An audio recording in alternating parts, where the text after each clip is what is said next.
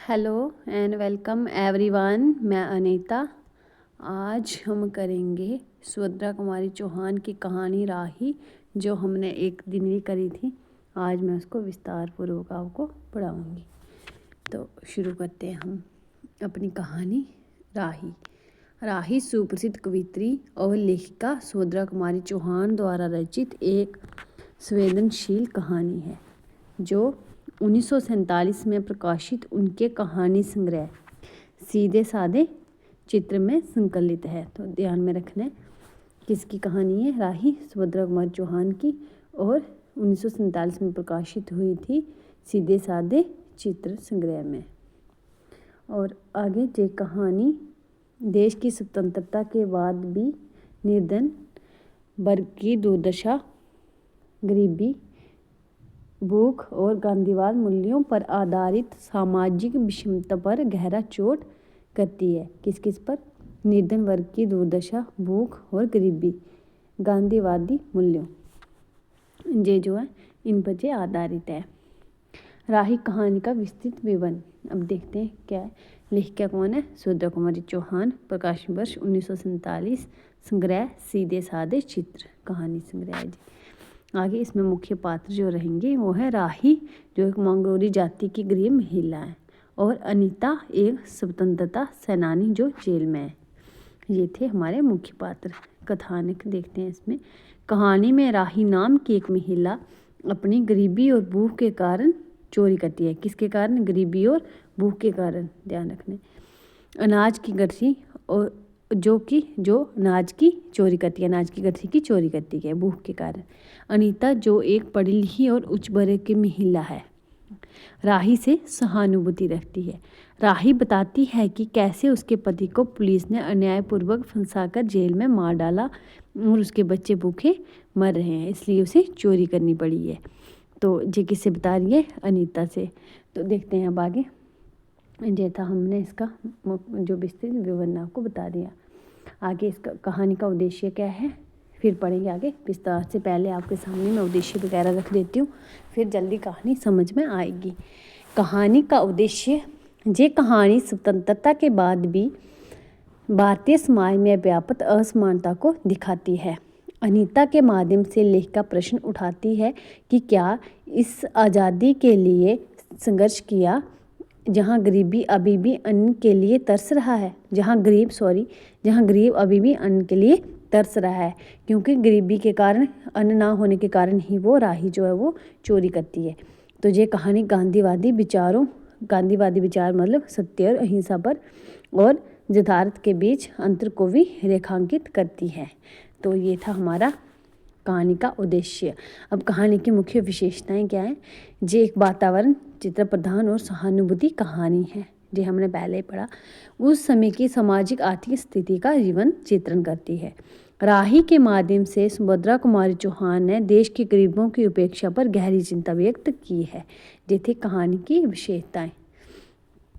अब हम इसको विस्तार पूर्वक कहानी को पढ़ लेते हैं। इसको इसलिए पढ़ना ज़रूरी होता है क्योंकि इसमें जो कथन वथन है वो हमें सब मिल जाता है। विस्तार से देखते हैं अब। जी तो मैंने ऐसे आपको शॉर्ट में पहले भी पढ़ाई है इसमें रमनीता अकादमी चैनल पर। अभी हम विस्तार से देखेंगे कहानी। तेरा नाम क्या है? राही। तुझे किस अपराध में सजा हुई है? जे चोरी की थी। चोरी क्या चुराया था? नाच की गठरी। कितना नाच था? होगा 5 शेर। 5-6 शेर, ये ध्यान रखना है कितना बोला है? 5-6 शेर। और सजा कितने दिन की? साल भर की, 1 साल की सजा हुई थी। तो तूने चोरी क्यों की थी? मजदूरी करती तब भी तो दिन भर में 3-4 आने पैसे मिल जाते। ये अनीता और जो राही है उसका वार्तालाप चल रहा है। हमें मजदूरी नहीं मिलती सरकार, हमारी जाति मंगरोली है, हम केवल मांगते हाथे फिरते हैं और भीख ना मिले तो। ये कौन बोल रहा है? ये राही बोल रही है। तो फिर चोरी करते हैं, उस दिन घर में खाने को नहीं था। ये कौन बोल रहा है? राही बोल रही है। तो फिर चोरी करते हैं, ये अनीता ने पूछा। तो फिर आप चोरी करते हो? तो वो कह रही है उस दिन घर में खाने को नहीं था, बच्चे भूख से तड़प रहे थे। बाजार में बहुत देर तक मांगा, बोझा ढोने के लिए टोकरा लेकर भी बैठी रही, पर कुछ ना मिला। सामने किसी का बच्चा रो रहा था, उसे देखकर मुझे अपने भूखे बच्चों की याद आ गई। वहीं पर किसी की नाच की गठरी रखी हुई थी, उसे लेकर भागी ही थी कि पुलिस वाले ने पकड़ लिया। अनीता ने एक ठंडी सांस ली, बोली, फिर तूने क्या कहा नहीं कि बच्चे भूखे हैं इसलिए चोरी की? संभव है इस बात से मैजिस्ट्रेट कम सजा देता। हम गरीबों की कोई नहीं सुनता सरकार, राही बोल रही है। बच्चे आए थे कचहरी में, मैंने सब कुछ कहा पर किसी ने नहीं सुना। ये किसने कहा? राही ने कहा। अब तेरे बच्चे किसके पास हैं? उनका बाप कहाँ है? मतलब पूछ रहे हैं वो अनीता। राही की आंखों में आंसू आ गए। वह बोली, उनका बाप मर गया है सरकार। देखना अब आगे भी कैसे मारा है वो भी। जेल में उसे मारा था, देखो जेल में मारा था उसको, लेकिन किस कारण? वही अस्पताल में वह मर गया। अब बच्चों का कोई नहीं है। तो तेरे बच्चों का बाप भी जेल में ही मरा? अनीता पूछ रही है। वह क्यों जेल आया था? अनीता ने प्रश्न किया। उसे तो बिना कसूर के ही पकड़ लिया था सरकार, राही ने कहा। ताड़ी पीने को गया था, 2-4 दोस्त उसके साथ थे। मेरे घर वाले का एक वक्त पुलिस वाले से झगड़ा हो गया था, उसी का बदला उसने लिया। 109 में उसका चालान करके साल भर की सजा दी, वहीं पे मर गया। अनीता ने एक देर निश्वास के साथ कहा, अपना काम कर। राही चल गई। अनीता सत्याग्रह करके जेल आई थी। अनीता क्यों आई थी? सत्याग्रह। पहले उसे B क्लास दिया था, फिर उसके घर वालों ने लिखा पढ़ी करके उसे A क्लास दिलवा दिया अनीता को। अनीता के सामने आज एक प्रश्न था। वह सोच रही थी कि देश की दरिद्रता और इन निरीह गरीबों के कष्टों को दूर करने का कोई उपाय नहीं है। हम सभी परमात्मा की संतान हैं, एक ही देश के निवासी। कम से कम हम सबको खाने पहनने का समान अधिकार है ही। फिर ये क्या बात है कि कुछ लोग तो बहुत आराम से रहते हैं और कुछ लोग पेट के लिए, अन्न के लिए चोरी करते हैं। उसके बाद बेचारे की अदूरदर्शिता के कारण या सरकारी वकील के चातुर्यपूर्ण जिरह के कारण छोटे छोटे बच्चों की माताएं जेल भेज दी जाती हैं। उनके बच्चे भूखों मरने के लिए छोड़ दिए जाते हैं। एक और तो ये कैदी है जो जेल आकर सचमुच जेल जीवन के कष्ट उठाती है, और दूसरी ओर हैं हम लोग जो अपनी देशभक्ति और त्याग का ढिंढोरा पीटते हुए जेल आते हैं। हमें आम तौर से दूसरे कैदियों के मुकाबले में अच्छा बर्ताव मिलता है, फिर भी हमें संतोष नहीं होता। हम जेल आकर A और B क्लास के लिए झगड़ते हैं। किसके लिए? A और B क्लास के लिए। जेल आकर ही हम कौन सा बड़ा त्याग कर देते हैं। जेल में हमें कौन सा कष्ट रहता है सिवाय इसके कि हमारे माथे पर नेतृत्व की सील लग जाती है। हम बड़े अभिमान से रहते हैं। ये हमारी चौथी जेल यात्रा है, ये ध्यान में रखना है। ये अनीता की कौन सी यात्रा थी? चौथी। ये हमारी 5वीं जेल यात्रा है, और ये हमारी चौथी जेल यात्रा है। ये हमारी 5वीं जेल यात्रा है, और अपनी जेल यात्रा के किस्से बार बार सुनाकर आत्मगौरव अनुभव। अच्छा सॉरी, इसमें वो नहीं था, इसमें ये वो बता रही है कि हम उधर क्या करते हैं, हम यही बोलते हैं हमें वहाँ पर ये हमारी चौथी जेल यात्रा है, ये हमारी 5वीं जेल यात्रा है। मतलब ऐसे वो बोल रही है कि हम ऐसे बोलते हैं तो आत्मगौरव अनुभव करते हैं इसमें बोलने में। तात्पर्य ये है कि हम जितने बार जेल जा चुके होते हैं उतने ही सीढ़ी हम देशभक्ति और त्याग के दूसरों के ऊपर उठ जाते हैं, और इसके बल पर जेल से छूटने के बाद कांग्रेस को राज की सत्ता मिलते ही हम मिनिस्टर, संस्थानिक संस्थाओं के मेंबर और क्या क्या हो जाते हैं। अनीता सोच रही है, कल तक जो खद्दर भी ना पहनते थे, बात बात पर कांग्रेस का मजाक उठाते थे, कांग्रेस के हाथों में थोड़ी शक्ति आते ही वे कांग्रेस वक्त बन जाते हैं। ध्यान रखना है कथन। खद्दर पहनने लगे, यहाँ तक कि जेल में भी दिखाई पड़ने लगे। वास्तव में ये देशभक्ति है या सत्ता भक्ति? अनीता के विचारों का तांता लगा हुआ था। वह दार्शनिक हो रही थी। उसे अनुभव हुआ जैसे कोई भीतर ही भीतर उसे काट रहा हो। अनीता की विचार बाली अनीता को ही खाई जा रही है।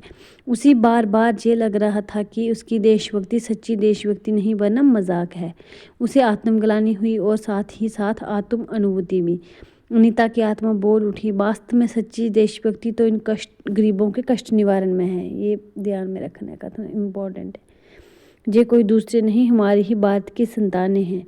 इन हजारों लाखों भूखे नंगे भाई बहनों की यदि हम कुछ भी सेवा ना कर सकें, थोड़ा भी कष्ट निवारण ना कर सके, तो सचमुच हमने अपने देश की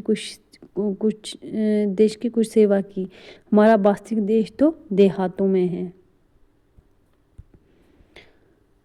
किसानों की दुर्दशा से हम थोड़े बहुत परिचित हैं, अनीता कह रही है, पर इन गरीबों के पास न घर न द्वार, अशिक्षा और अज्ञान का इतना गहरा पर्दा इनकी आंखों पर है कि होश संभालते ही माता पुत्री को, सास बहू को चोरी की शिक्षा देते हैं।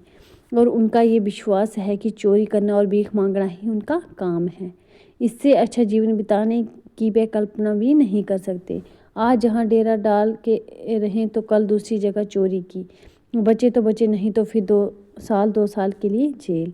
क्या मानव जीवन का यही लक्ष्य है? लक्ष्य है भी अथवा नहीं? यदि नहीं है तो विचार दर्श की उच्च सत्ता पर टिके हुए हमारे जननायकों और युग पुरुषों की हमें क्या आवश्यकता?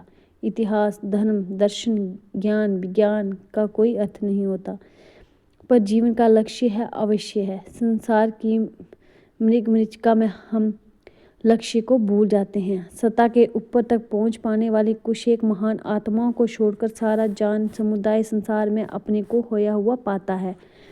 कर्तव्य का उसे ध्यान नहीं, सत्य की समझ नहीं। अन्यथा मानवता से बढ़कर कौन सा मानव धर्म है? पतित मानवता को जीवन दान देने की अपेक्षा भी कोई महत्वपूर्ण है। राही जैसी बोली वाली किंतु गुमराह आत्माओं के कल्याण की साधना जीवन की साधना होनी चाहिए। सत्याग्रह की ये प्रथम प्रतिज्ञा क्यों ना हो? देशभक्ति का यही मापदंड क्यों ना बने? अनीता दिन भर इन्हीं विचारों में डूबी रही। शाम को भी वह इसी प्रकार कुछ सोचते सोचते सो गई। रात में उसने सपना देखा कि जेल से छूटकर वह इन्हीं मंगरोरी लोगों के गांव में पहुंच गई है। वहीं उसने एक छोटा सा आश्रम खोल दिया है। उसी आश्रम में एक तरफ छोटे छोटे बच्चे पढ़ते हैं और स्त्रियां सूत काटती हैं, दूसरी तरफ मर्द कपड़ा बुनते हैं और रुई धुनकते हैं। शाम को रोज उन्हें धार्मिक पुस्तकें पढ़कर सुनाई जाती हैं और देश में कहाँ क्या हो रहा है वह सरल भाषा में समझाया जाता है। वह भीख मांगने और चोरी करने वाले आदर्श ग्रामवासी हो चले हैं। रहने के लिए उन्होंने छोटे छोटे घर बना लिए हैं। राही के अनाथ बच्चों को अनीता अपने साथ रखने लगी है। अनीता यही सुख स्वप्न देख रही है। रात में वह देरी से सोई थी। सुबह 7 बजे तक उसकी नींद न खुल पाई। अचानक स्त्री जेलर ने आकर उसे जगा दिया और बोली, आप घर जाने के लिए तैयार हो जाइए, आपके पिता बीमार हैं, आप बिना शर्त छोड़ी जा रही हैं। अनीता अपने स्वप्न को सच्चाई में परिवर्तित करने की मधुर कल्पना लेकर घर चली गई। तो ये थी हमारी राही कहानी। ये मैंने आपको सारी पढ़ा दी। तो आशा करती हूँ कि आपको अच्छे से समझ में आई होगी। मैंने पहले ही पढ़ाई थी। तो प्लीज़ रमनीता अकेडमी चैनल को सब्सक्राइब कर लें, क्लास को लाइक ज़रूर करें और शेयर भी करें। धन्यवाद।